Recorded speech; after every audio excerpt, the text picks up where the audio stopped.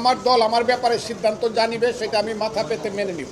Slogan দিচ্ছে, বিশ্রী slogan, ফজলুকে হত্যা করো, ফজলুর রহমানকে গ্রেপ্তার করো। তাদের জন্য একটা স্বাধীন দেশ সৃষ্টি করার জন্য আমি যুদ্ধ করেছিলাম। তোমাদের কাছ থেকে কি আমি অপমৃত্যুটা আমার কাম্য? কিন্তু মুক্তিযুদ্ধের ব্যাপারে আমি কোনো কম্প্রোমাইজ বা আমি কোনো আপোষ করবো না। কথা বলি, তারা আমার নামে মামলা করবে, আমি জেলখানায় দেবো। কথাটা খুব ক্লিয়ার। ইউটিউবে অনেক কিছু করা যায়, কথাটা বুঝেন। আমার সমস্ত বক্তব্যটা আপনারা দিতে বলেন। আমার বিরুদ্ধে ঢাকা বিশ্ববিদ্যালয়ে কিছু সন্তান স্লোগান দিয়েছে। তারা আমার উপরে বিক্ষুব্ধ হয়ে অনেকগুলো কাজ করেছে। আমি তাদেরকে দোয়া করি, তাদেরকে আল্লাহ বাঁচিয়ে রাখুক এবং তাদেরকে আল্লাহ আরও উন্নত করুক। তাদের প্রতি আমার ব্যক্তিগত হিংসা থাকার কোনো প্রশ্ন উঠে না, কারণ আমার এই যে সন্তান বাম দিকে দাঁড়িয়ে আছে, সে আমার সবচেয়ে ছোট সন্তান। তার নাম অভিক রহমান, সে এখন ব্যারিস্টার। আমার স্ত্রী দাঁড়িয়ে আছেন আমার ডান দিকে, ওনার বয়সও কিন্তু 65 বছর, যদিও, এবং উনিও সিনিয়র লয়ার আর কি। গতকালকে আমি হঠাৎ করে বিকাল 5টায় আমি জানতে পারলাম আমার নামে আমার দলের পক্ষ থেকে একটা শোকজ নোটিশ হয়েছে। কিন্তু নোটিশটা আমি মানুষের কাছে শুনলেও রাত্র 9টায় নিজের হাতে পেলাম। সেই নোটিশ পেয়ে আমি যা জানতে পারলাম, আমার দল আমার কিছু কথার ব্যাপারে আমার কাছে জানতে চেয়েছে কেন আমি এইসব কথা বললাম। সেই উত্তর আমি নির্দিষ্ট সময়ে আমার দলকে দিব এবং আমার দল আমার ব্যাপারে সিদ্ধান্ত জানিবে, সেটা আমি মাথা পেতে মেনে নিব। এটা ভিন্ন ব্যাপার। কিন্তু আজকে সকালে ঘুম থেকে ওঠার সঙ্গে সঙ্গেই আমার বাসার সামনে, যে বাসায় আমি থাকি সেটার নাম হলো কনকর্ড, দুদকের সামনের যে 20তলা বিল্ডিং, এই কনকর্ডে আমি থাকি। আমি শুনলাম স্লোগান হচ্ছে কয়েকটা।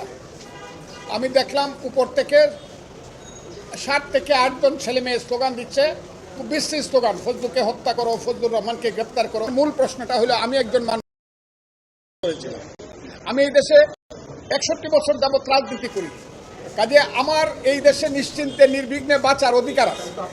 এটা আমার কনস্টিটিউশন এবং ফান্ডামেন্টাল রাইট। এই রাইট, এই অধিকারের উপরে আজকে আমি দেখছি বাধা পড়ছে, আমাকে হত্যা করতে চায়। এবং বিদেশ থেকে কিছু ইউটিউবার, বিশেষ করে ফ্রান্স থেকে কয়েকদিন আগে 2 জন ইউটিউবার অর্ডার দিয়েছে আমাকে হত্যা করার জন্য। এবং কালকে রাত্রে বা পরশু রাত্রে দেখলাম এরা সবাই জামাতের লোক, তারা বলেছে ফজলুর রহমানকে গলা কেটে হত্যা করতে হবে ইত্যাদি। সেইগুলো তারা দূর থেকে বলছে, কিন্তু ছেলেরা একদম আমার বাসা পর্যন্ত যেভাবে স্লোগান দিচ্ছে, এতে করে আমি আশঙ্কা প্রকাশ করছি, শুধু আমার জীবনে আমি মৃত্যু ভয় পাই না, কিন্তু আমি মনে করি অপমৃত্যু তো আমার প্রাপ্য নয়। দেশটার জন্য আমি যুদ্ধ করেছি, কাজে আমার দেশে বাঁচার অধিকার আছে। আপনাদের মাধ্যমে আমি সারা বাংলাদেশের 18 কোটি মানুষের কাছে জিজ্ঞাসা করতে চাই, হে বাংলাদেশের মানুষ, আমি তো আজ থেকে 54 বছর আগে আপনাদের জন্য যুদ্ধ করেছিলাম। আজকে স্লোগান দাও, তোমাদের জন্য একটা স্বাধীন দেশ সৃষ্টি করার জন্য আমি যুদ্ধ করেছিলাম।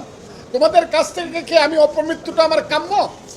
যদি আমার কোনো কথায় তোমরা মনে করে থাকো আমি দেশের বিরুদ্ধে কথা বলছি বা তোমাদের কর্মকাণ্ডের বিরুদ্ধে কথা বলছি, আমার বিরুদ্ধে মামলা করো, আমাকে গ্রেফতার করো, আমাকে শাস্তি দাও। কিন্তু আমাকে হত্যা করার জন্য আমার বাসা পর্যন্ত মব সৃষ্টি করে গিয়া, যেটা গত 1 বছর যাবৎ বাংলাদেশের সবচেয়ে, এই পৃথিবীতে এবং বাংলাদেশের সবচেয়ে একটা কুখ্যাত নাম মব, সেই মব জাস্টিস আমার উপরে কি চলতে পারে কিনা এবং চলবে কিনা, আমি প্রথমে বাংলাদেশের মানুষের কাছে জিজ্ঞাসা করতে চাই। হে বাংলাদেশের মানুষ, আপনারা যদি মনে করেন একজন মুক্তিযোদ্ধা হিসাবে নির্বিঘ্নে আমার বেঁচে থাকার অধিকার আছে, তাইলে আপনারা আমার জন্য দোয়া করবেন এবং আপনারা আমার জন্য আমার পক্ষে প্রতিবাদ করবেন যে ফজলুর রহমানকে নির্বিঘ্নে বাঁচতে দাও। 1, 2 নম্বর হলো দলের ব্যাপারে আমার সঙ্গে দল যে শোকজ নোটিশ করেছে, সেই শোকজ নোটিশটা খুব স্বাভাবিক। একটা দল যদি মনে করে তার কোনো রাজনৈতিক কর্মী ব্যতিক্রম কোনো কথা বা কাজ করছে, দল শোকজ করতেই পারে এবং সেই প্রশ্নের উত্তর আমি দেব। সেইটার সঙ্গে তো এই মবের কোনো সম্পর্ক না।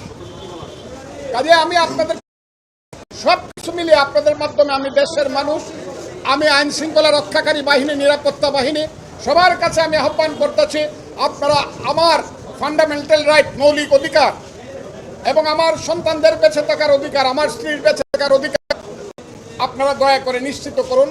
এবং আইন শৃঙ্খলা রক্ষাকারী বাহিনী আজকে যে ভূমিকা নিয়েছে, আমি সেই ব্যাপারে সন্তুষ্ট। আবারও বলছি, আমি সেই ব্যাপারে সন্তুষ্ট।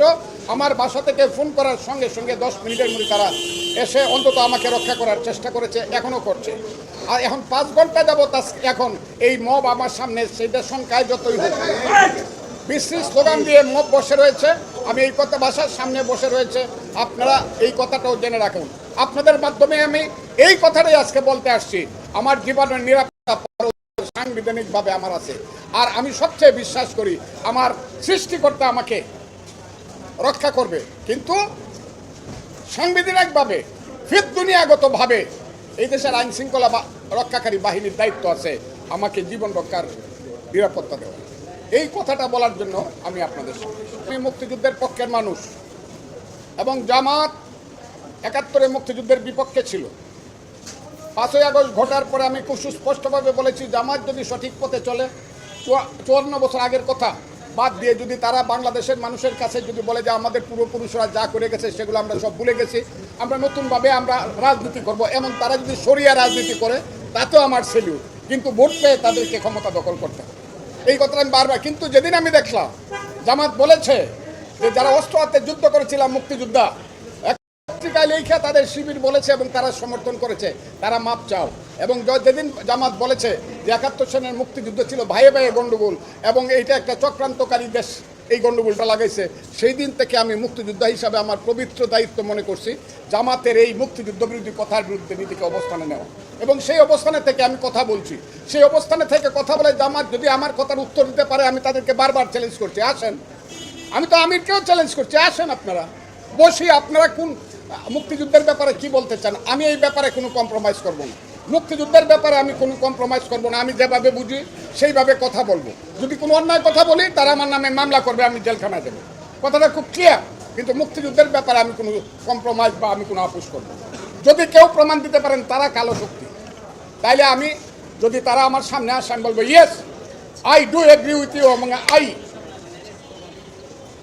Pray to you, please pardon me, আমাকে মাফ করুন। আমি এটা বলে এই উত্তর আপনি আমার সামনে পাবেন না। কোনো ভাইরাল হয় নাই, এটা ইউটিউবে অনেক কিছু করা যায়, কথাটা বুঝেন। আমার সমস্ত বক্তব্যটা আপনারা দিতে বলেন, সমস্ত বক্তব্যটা আপনারা দিতে বলেন, ওই 2 লাইন দিয়া, ওই নিষেধা হেডিং দিয়া ফজলুর রহমান বলেছে ইউনুসকে দেশ থেকে, এইগুলা হইতেছে এই দেশে। এই বক্তব্যটা আমার টোটাল বক্তব্য কোথায় কখন দিয়েছি বলেন। যদি আমি অন্যায় করে থাকি, দেশের বিরুদ্ধে বা দলের বিরুদ্ধে বক্তৃতা করে থাকি, আপনারা আমাকে, এটা আমি দলকে উত্তর দেব, এখন দিব না, এখন আমি দলের আমি উত্তর, আমার বক্তব্যটা সামনে না আপনারা বাজান। যদি আমার কোনো ভুল হয়ে থাকে, কেউ হয়ে থাকে, আমাকে বুঝাইতে পারে যেখানে আপনি ভুল করছেন, তাহলে আমি সঙ্গে সঙ্গে হাত জোড় করে নেব, এটা আমার ধন্যবাদ। আমার কিন্তু পুরা বক্তব্যটা বাজাইতে হবে আমি কি কইছি পুরা, ওই একটা ইউটিউবের একটা লাইন বাজায় হবে না।